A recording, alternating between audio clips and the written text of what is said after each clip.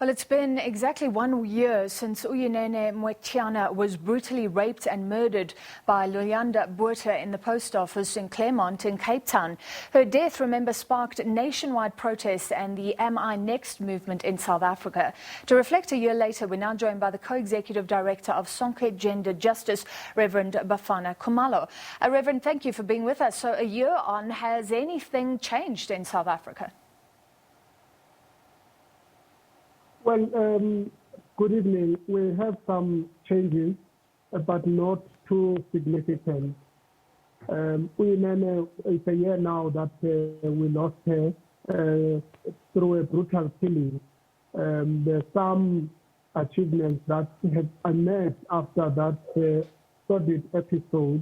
We now have a national strategic plan which the president has signed, which gives clear guidance on how, as a country, we should be responding to gender-based violence. And so all we are waiting for now is to ensure that it's implemented and implemented properly. Yeah. And give us some of the points that you believe could change things if implemented, as you say.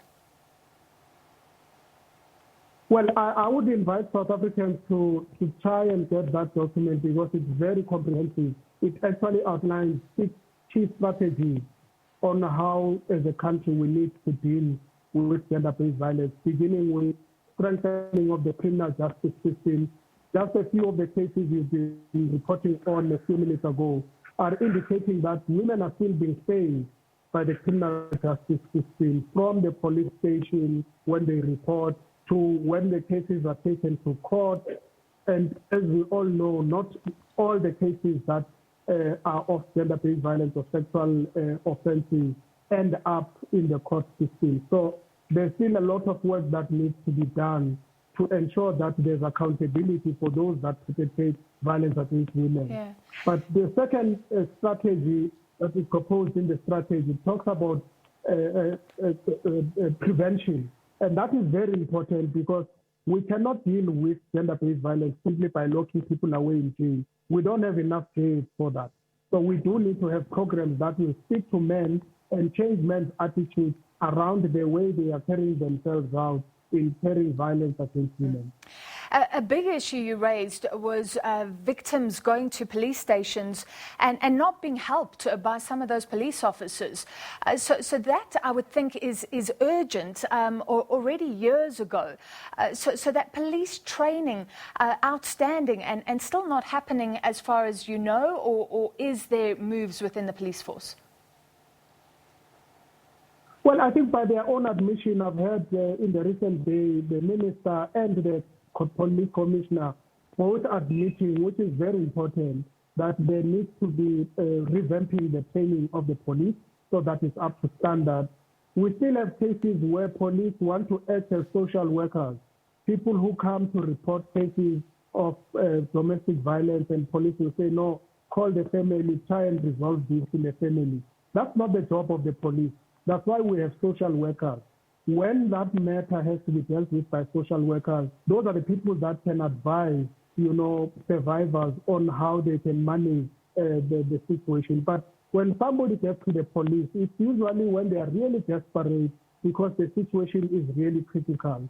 And we know that there are many women who have been sent back home by police ostensibly to try and resolve the matter at home. And many of those women we have had to bury. So yeah. The role of the police really is to follow all the standard procedures that have been established when a case is reported, to register that case and investigate and ensure that the perpetrator is held accountable. We're running out of time, but that old research that 1 in 4 men in South Africa have actually raped before is been coming up today. And some people say there's something wrong with the very fabric of South Africa's society. Maybe men demasculated during apartheid, a culture of violence. What do you think makes South Africa different, and how do we change it? In fact, at the seminar that we had this afternoon, the webinar on Uyinene to mark this day, there were very important interventions by significant researchers that have done enormous work in this area. At the core of this is the phenomenon of patriarchy. And we need to be realistic in South Africa and really not try to find divergence to the problem that is staring us in the face.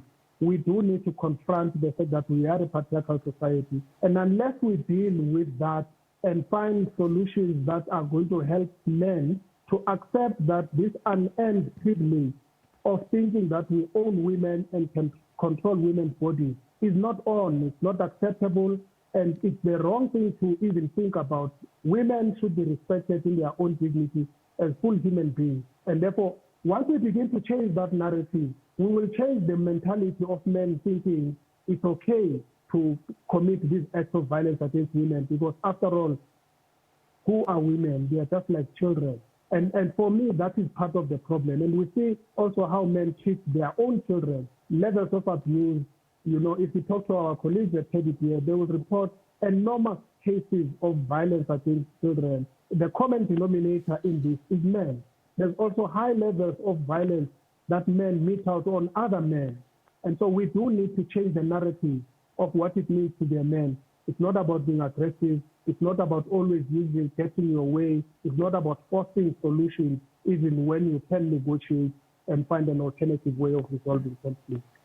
Thank you for that tonight. That was the co-executive director of Sonke Gender Justice, Reverend Bafana Khumalo.